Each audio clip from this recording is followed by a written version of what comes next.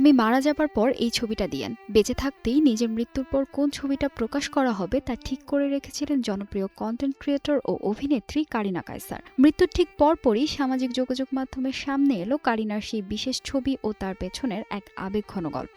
শুক্রবার দিবাগত রাতে কারিনার মৃত্যুর পর তারই অনুরোধ করা সেই সাদা কালো ছবিটি ফেসবুকে প্রকাশ করেন উপস্থাপক ও লেখক রুম্মান রশিদ খান, যা দেখে এখন চোখের জল ফেলছেন অনুরাগীরা।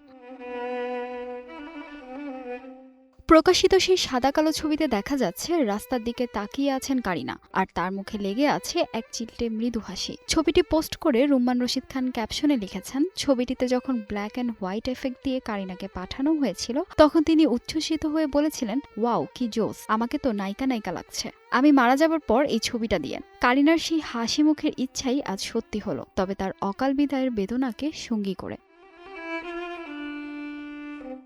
দীর্ঘদিন ধরে লিভারজনিত তীব্র জটিলতায় ভুগছিলেন কারিনা কায়সার। উন্নত চিকিৎসার জন্য সম্প্রতি তাকে ভারতের চেন্নাইয়ের ভেলোর ক্রিস্টান মেডিকেল কলেজ হাসপাতালে নেওয়া হলেও শেষ রক্ষা হয়নি। সেখানেই চিকিৎসাধীন অবস্থায় মাত্র ৩০ বছর বয়সে শেষ নিঃশ্বাস ত্যাগ করেন সাবেক ফুটবলার কায়সার হামিদের এই গুণীকন্যা।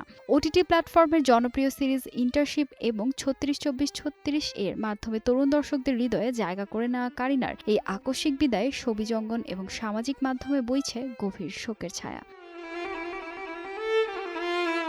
ফাহিমা সুরভি, নিউজ ডেস্ক, গ্লোবাল টেলিভিশন।